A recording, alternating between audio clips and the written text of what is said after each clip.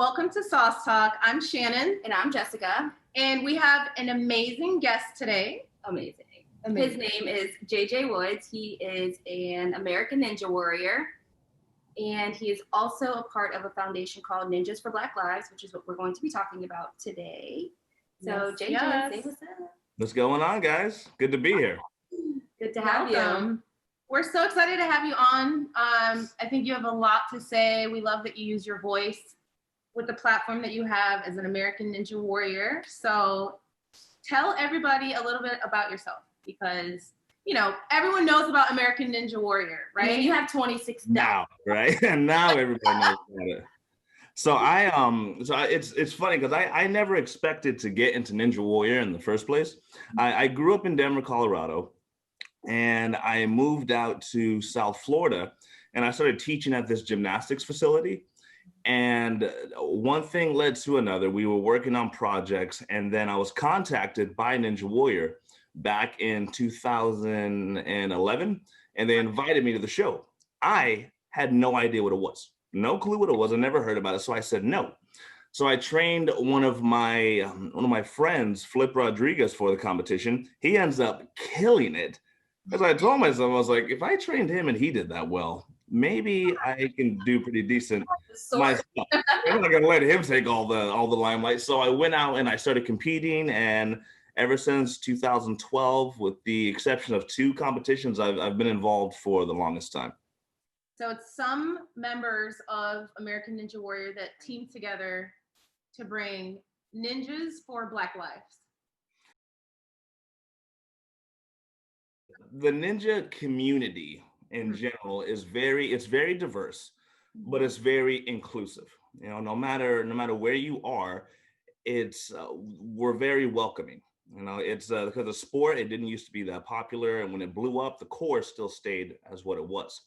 And anytime something has happened, we've always come together. And what a better time to come together than now during this racial reckoning. We wanted to create a space where people could learn, could get comfortable getting uncomfortable. So that way, when they would encounter people that didn't agree or were doubtful or just trying their hardest to ruin the momentum of this movement, they would be better equipped to talk to them. And that's exactly what we've done. We've put together the organization, and we gear our efforts towards fundraising, education, and dialogue. And that's perfect. Now let's delve into Black Lives Matter, because that is the initial movement I feel that brought about, you know, talking about Black Lives Mattering, with George Floyd being murdered on camera for the world to see. It initiated and prompted this conversation to be had, which is a very difficult conversation. So racism. Correct. Racism on a whole, right, around the globe. So I think with Black Lives Matter, it's supposed to be a positive movement, right? But there's a lot of flack going on with Black Lives Matter, and people thinking it's a violent movement. How do you guys feel that you align with that movement, and how do you differ, if anything? I think one of the most complicated things that people deal with when it comes to Black Lives Matter is they have trouble distinguishing from 3 different things: the Black Lives Matter organization, the movement Black Lives Matter, and the general statement Black Lives Matter. So Ninjas for Black Lives, we got on board based on the movement and just based on the simple logic of Black Lives Mattering.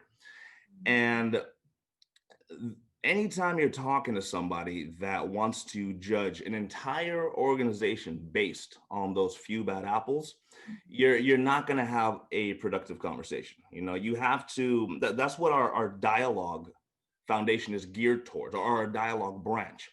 It doesn't matter how many facts you pummel somebody with. It doesn't matter the statistics that you show somebody. If you're talking to somebody that's arguing to win rather than arguing to understand, you're not going to get through to them. Yeah. So those that are receptive, or at least put their initial doubts and hesitation on the back burner to listen what it is we have to say. I can't tell you how many people, like people within the group, have been frustrated because people see a black fist and they immediately equate that to something bad. Correct. And they blame us for, oh, you're rioting, you're looting, you're causing all this. Like, really, Ninjas for Black Lives is burning down cities. That's what you think? That's a whole nother. And then yeah, I mean, that's a reasonable conclusion. Yeah. So the people that, I mean, even the people in our group that some of the white members that are not used to receiving that kind of criticism, that aren't used to getting that heat, they got uncomfortable real quick. And so we had, again, our group is geared towards getting people to be comfortable being uncomfortable. And we explained to them, it's like, look, it doesn't matter what we do to try to make others feel comfortable. If they don't, these aren't the people that are taking the time to look at our website and read our mission statement and figure out exactly what we're all about. All they're doing, they're seeing something, they're triggered, and they want to fight it. Or triggered by Black lives, you know. Yeah. And they just say like this. They're not trying. They're not trying to have those hard conversations. It's very hard to sit someone down and be like, this is what this is about. Let's talk about it. Versus people just like want to think what they want to think, and this is it. And then there's an argument. They're cursing at you. They're disrespecting you. Like you see it all day long on social media. Like people don't want to hear it. So what's like a way that you feel would work, or how it helps to have those hard conversations with those closed-minded people? So what I've told people within the dialogue branch, and one thing that I push all the time is, number one, again, figure out if you're talking to somebody that's arguing to win or arguing to understand. Number two, easier said than done. Try to put your initial inclination to take offense and get angry and lash back out. Try to hold that in as best as you can and read through the lines. I can't tell you, one of the most common compliments I've received that I do not at all deserve is how patient I am in dealing with these people. Because I as soon as I hear something that just hits me the wrong way, trust me, I'm my own nature to just like, oh really? And like you just want to go right back at them. But then you're pulling into their game, you know, and it's not going to work. And that's one thing I learned in boxing. Growing up boxing, the easiest way to get laid out is to fight the opponent's fight. The moment they lure you into fighting their fight, it's a wrap. So you can't. I've been boxing lately, and I love it. Yeah, absolutely. I'm telling you, it teaches you a lot. It taught me a lot in life that I'm applying to this day. So I stick to my fight. I stick to what I'm doing, and there's a lot of people that you're able to wear down. I can't tell you how many people I've had that initially lashed out at me, wanted to fight.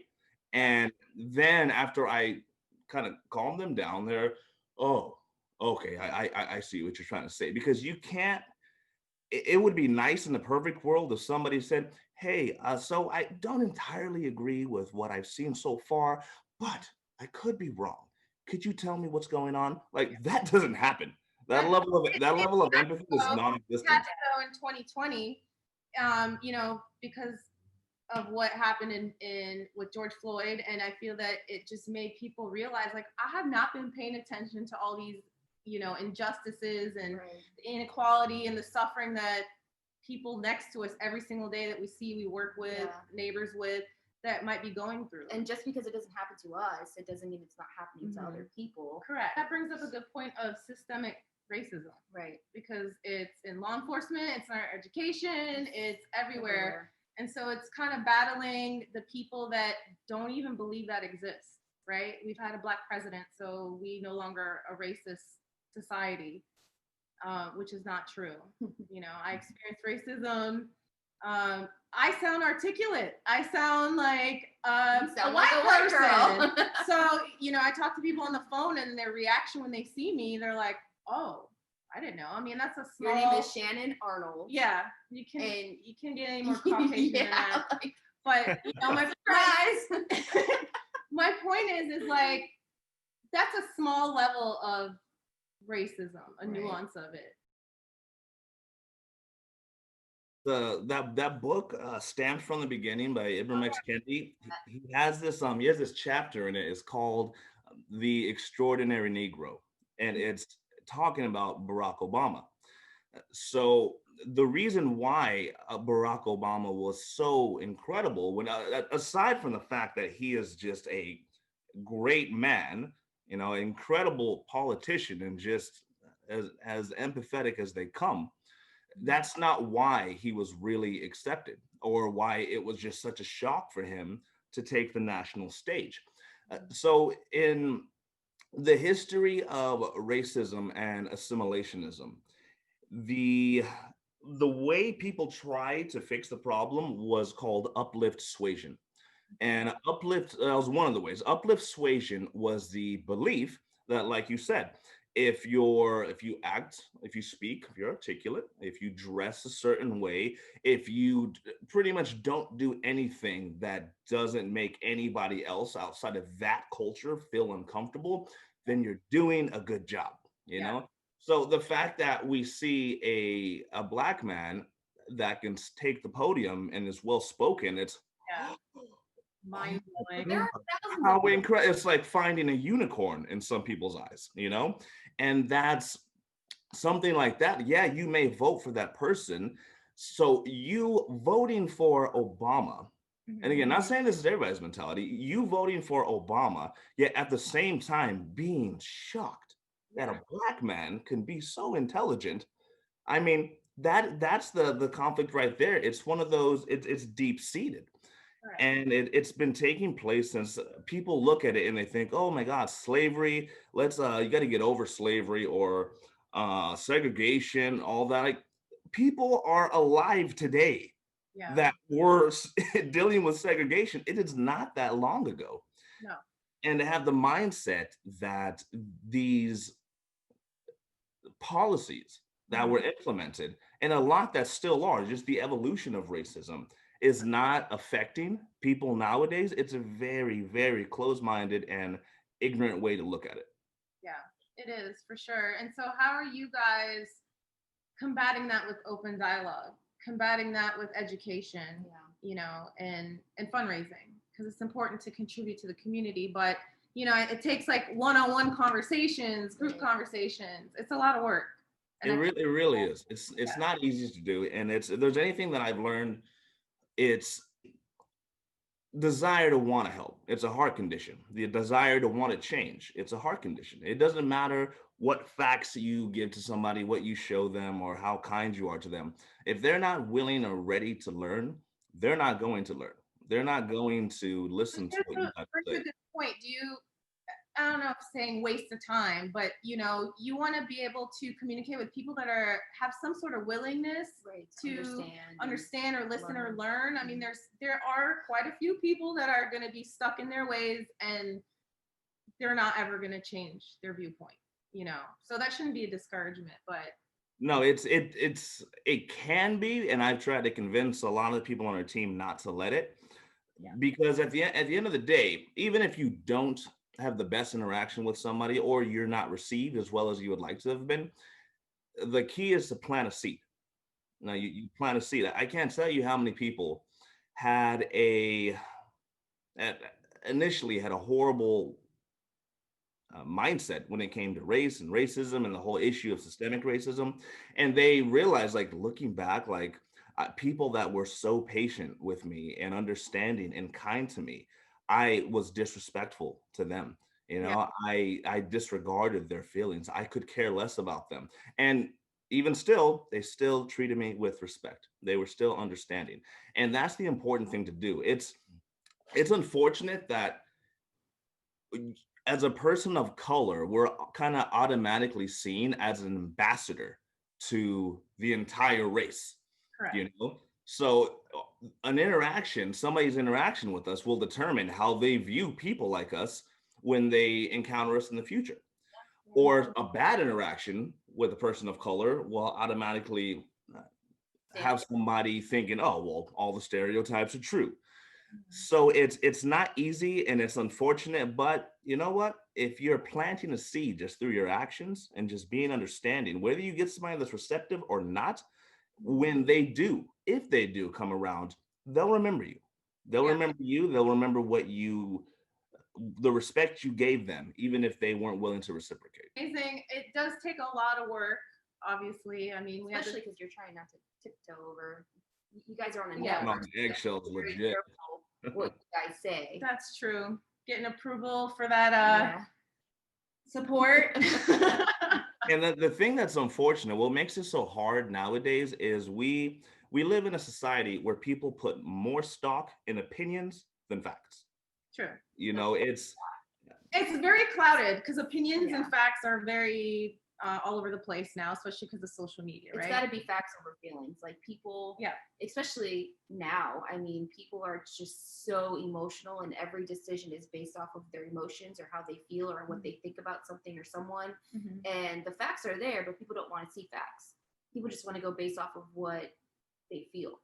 Well, why do you think that is? Because of fear and It could being be about comfortable? fear. It could be about people being comfortable or uncomfortable. I mean, it just depends on the person and what the situation is.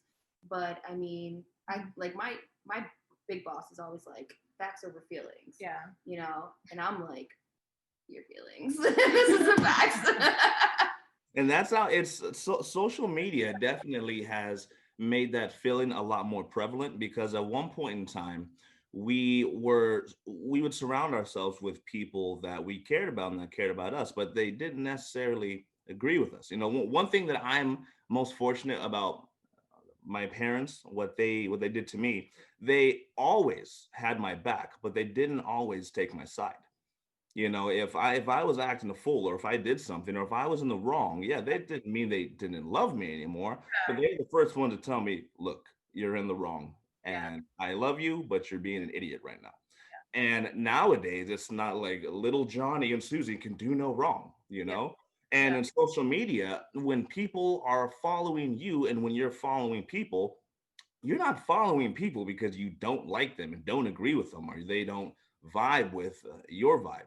You're doing this because, oh, they're like me, they're like me, you're like me, accept, decline. Oh, you disagree with me? Decline, accept, oh, delete. Like that's the mentality. So throughout, so it, even though it's digital, we've applied that to our life, Yeah. where we're not agreeing, or we're getting so combative because we're so used to being surrounded by people that we could say the moon is green and they agree. Yeah. Now, when we go into the real world and we say the moon is green and people say, no, it's not, God forbid, how dare you disagree with me? Yeah. And that means, oh, you disagreed with me, that makes you my enemy. So therefore we can't talk. And it's that mindset that's making it, that emotional climate so tricky to navigate. Now with the election, I've seen so many people post about, like, I've lost so many friends over my choice of who I vote for. You know, everyone is so divided. Everyone's so angry. It's like, I'm right, you're wrong, no matter what.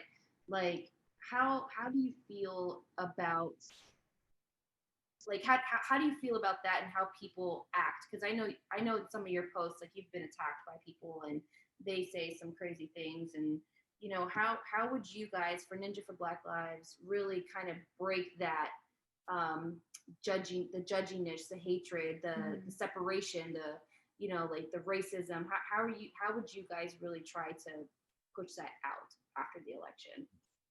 Well, it's something that will always be with us, unfortunate. You know, it's not something that's going to survive, because you have to understand, every time there's been racial progress, there's been racist progress to follow it. You know, when you have a racial victory, it's not like the idea of racism just sort of throws in the towel, you know, waves a white flag and disappears. It builds in the background until eventually, bam. I mean, it's the only reasonable explanation that you can have your first black man elected twice to be followed by somebody like Trump. Yeah. People look at us like it didn't make any sense. Like, we did this, we thought it was going to continue. Like, no, this whole issue, we take one step back and two steps forward. Racial progress, racist progress, and it'll keep going like that. So regardless of who's in office, obviously somebody that has the mindset to unite rather than divide will help and bolster those people that want to see unity and want to understand rather than try to look for the division and enhance it. So within our group, when we're talking to people, like I can't tell you how many hours I've put into just looking at a comment. And I'll see a comment and I'll engage with them in the comment. And then eventually you'll realize, okay, this person just doesn't want to hear it. And I'm respectful. Oh, well, thank you for your comment. I wish you well. God bless you. Or I'll send them a message, or we'll talk, or we'll be on the phone. So it's inevitable. You're always going to have that. It's not going to go away. You're always going to have your trolls. But the way you handle it is, and especially if you're doing it public via social media, if I talk about being empathetic and somebody attacks me in the comments and I attack them right back as viciously as I can, it doesn't matter what I said in the video. Everybody's gonna look at that comment. And they're gonna think, oh, well, he's not following or practicing what he preaches. So like he's a hypocrite. And there's one thing I hate are hypocrites. I cannot stand a hypocrite. And I refuse to be one. So even if I'm dealing with a very racist person, you know, I'm respectful and I give them the facts. And then if it's not going to do anything, it's like, all right, you go your way and I'll go my way. But it's something that's not going to go away. You just kind of have to evolve with how to deal with it as the attacks come. Yeah. I wish we had, an hour to talk about this and bring some of the other members on, because I am curious, and maybe you should ask some of them. I don't know if you guys have discussed this, but the Caucasian members of Ninjas for Black Lives, right? There's a huge issue of white guilt. Like, oh, so is this why they're jumping on the bandwagon for this? They're trying to quell all the flames of responsibility for slavery and racism from everyone. They probably get a lot of flack too.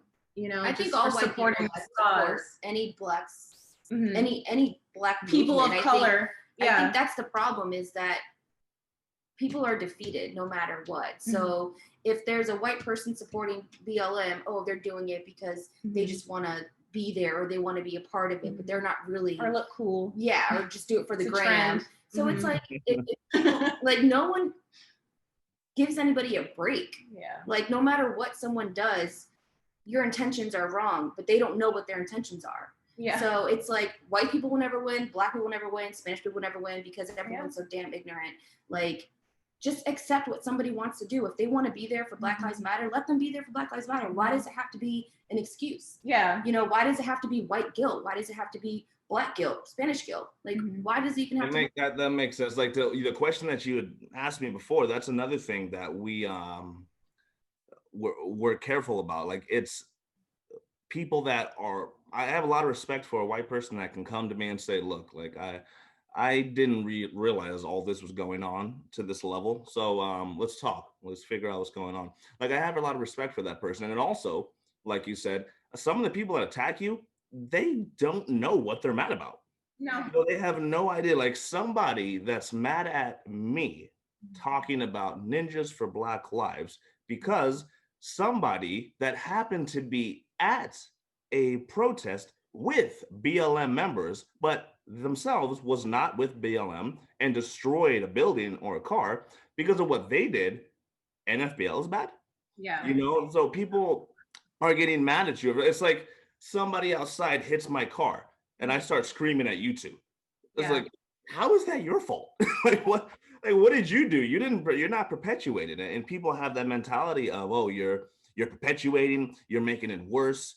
And it's not easy to do. People are so highly emotional, especially in these times. But if people, like you said, if people just understood to listen rather than, okay, here's the plan. Oh, but what about that? Oh, but what about that? Yeah. Oh, but what about that? And you have to stay on topic when talking to those people, because I was talking to somebody once about they had a problem with the whole equality thing about blacks not being equal. Like, oh, you guys have always been equal. Like, even like it's not a problem. You're making it a bigger problem than it is. I was like, well, yeah, you have to understand that it's at one point in time, things were not the way that they are now. Yeah, we've come a long way. Tell me how this conversation about race went to veganism. Like, because I was talking about it. I was like, oh yeah, well, you have to understand, like all lives matter. Oh yeah, like you don't want to do. Oh yeah, you eat meat, right? So if you eat meat, that means you don't care about life. Like, I mean, if we're comparing Black people to livestock the way they did in the 1800s, I guess that argument's valid. But again, that's what people do. Like, it's, again, arguing to win. The moment they feel that their point is clearly been disproven, what do I do? What do I do? Talk about this. Like, Yeah. it can be so left, but as long as it helps them win, they don't care. They're gonna say it. Which goes back to your you were talking about the book Stamped from the Beginning and the assimilation crowd. You know, they kind of do the same thing. They'll just come up with excuses on why you should do that so you can fit in, Right. and then you wouldn't have these issues, right? And that in itself is racist. That's as racist as it can be. Ninjas for Black Lives is about humanity, human rights, and having justice and having equality. Like, racism is never going to go away. The reality of it. We're trying to make it better within our own communities, teaching, learning within our group, just conciliating that curiosity, raising funds for organizations that align with our mission, so that we can have a. It's funny, people think that you automatically have to be involved in some kind of political organization for you to make a difference, and that's not the case. You know, you can do a lot at the grassroots level, and just doing something within your own community, sharing that information that you learn, stories, methods for dealing with the ignorant people, the combative people, how to take advantage of somebody that wants to learn. You know, I said in my last video, it's when it comes to racism, you're either part of the problem or the solution. Like, silence is not an option. You have to be. You can't just.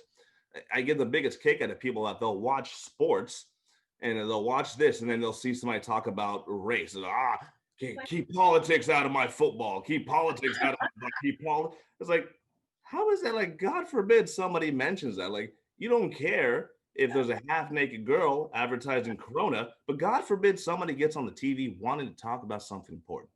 Then you don't want to hear it. And again, those are the people that are harder to cater to. Yeah. And so what actions and initiatives are you guys taking to propel your cause? What can you possibly do? I know I read something about season 12 when it started. You guys teamed up with the NAACP and did fundraising there.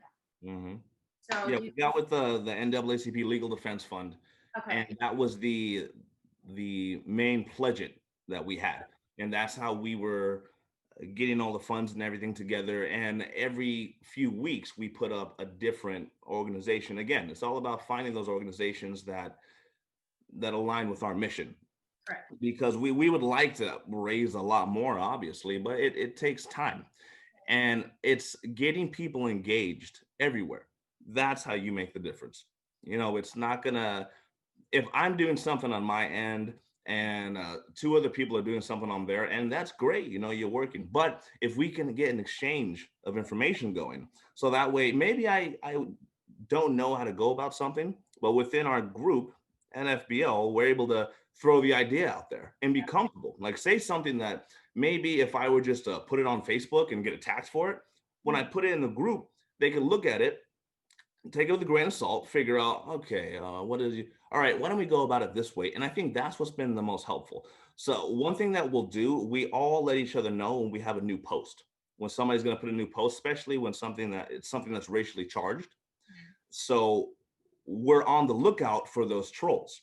Yeah. So we'll know, like, if we have those people, we're all ready to pounce in a good way, to talk and engage, so that one person doesn't wear themselves out talking to 30 people that don't want to hear it. You know, so that's something. The people, the community, they see us working together like that. They see the diversity of it all, and they realize that we're not trying to take away their entertainment of Ninja Warrior, you know, but we're all people too. And this idea that as an athlete you need to just shut your mouth and entertain me, that doesn't fly anymore. That's not the way it goes. Like, if you want to watch me do something and put my body on the line, then you need to be willing to hear what I have to say. I love that. I love that part of the movement too, because you know, it's just always been clouded by that. It is. Yeah. You're not a human, you're a robot. No, everyone is a human being. And they all deal with their own things too. I mean, we want that humanized interaction with, you know, athletes and stuff like that. Yeah. So what are you guys planning next? Anything do you guys have anything coming up or? Well, one thing that we're working on right now within the group, it's kind of like a playbook for responses for anybody. So even whether you were in the group or not, doesn't matter. It's something that people only say so many things when it comes to trying to be confrontational or just asking genuine questions about systemic racism, police brutality, the whole fundraising thing, the origin of the Black Fist. So we, between putting together comics and trying to put it out there subtle so it doesn't trigger anybody, we're putting together this formula. So it's a question and it has a set answer. So it has a set answer there that you could reference and you could always look at. So if you're on social media, if you're on a phone call, even if you're texting, you could pull it up and you'll see, oh, okay, that's where that is. And you can just give them that response. Now, again, whether they accept it or not, that's their prerogative. But instead of being cornered, especially if you're just getting into this, especially if you're a white person that is being attacked for no other reason than why are you siding with them? You'll be ready to defend yourself in an intelligent and articulate way. Yeah. And the whole point is too, with systemic racism, Blacks and other people of color have not been able to produce the generational wealth for their children. And I think part of this is whether you have kids or not, like everybody needs to step up and work together. So it's super commendable that y'all are pulling it together, Ninjas for Black Lives. Appreciate it, trust me. We need all the support we can get.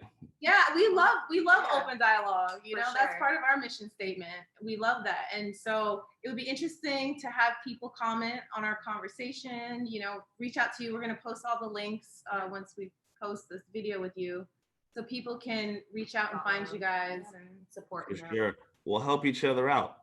Do you have any last words and like great tips or something inspirational for the people? Well, one thing I would say, I've been saying this a lot in my videos and just ending conversations, is understand that your world is not the world. You know, I think the thing that's truly missing for general success, something that's mutually beneficial to all of us, is the ability to empathize. You know, if you have all the information in the world, if you're talking to a corporation about their product killing people, it's not like they don't know, they just don't care. So at the end of the day, the whole issue of self-sacrifice, the mentality that we have to convince people of white fragility and white privilege, that's not going to help. Trying to act in a way that makes people feel comfortable so they don't equate us to our own culture, that's not going to work. The mentality of, oh, let's just educate them. Here, read this book, watch this document, that's not going to work. If you get rid of all that and just replace it with empathy, you would be shocked how much you can get done. Empathize. Like I said in my video, I've never dealt with police brutality in my life. Yeah. I've never had a police officer disrespect me, treat me poorly. They've always been respectful. They've always been kind. Now, I could very ignorantly look at that and say, oh, it doesn't exist. Oh, it happened to you? Oh, then clearly you did something wrong. But no, I want to defer to empathy. And I think if everybody did that, it would be a lot easier to get on the same page and achieve that mutually beneficial goal. Correct. And then deal with facts only. Facts, not emotionally based denial and opinions. Yeah, correct. This has been amazing and very enlightening. Yep, I feel smarter already. I love it. I'm here whenever you guys need and want, trust me. Awesome. Well, we appreciate you taking the time to talk to the SauceTLK girls and enlighten us on everything. So. On life. And we're super motivated from you. We're going to go to the Ninja Gym. American There you go. in know, and we're gonna do video, and don't laugh at us. I was about to say, record it. The first timers are always the best. I can just see myself fully face planting. I can't wait. Either way, it'll be good. You'll end up on Ninja Warrior, or you'll end up on ridiculousness. Either or, you're gonna be on TV doing something crazy. Right. Thank you. Well, have a good night. Appreciate you. You too. Thank you.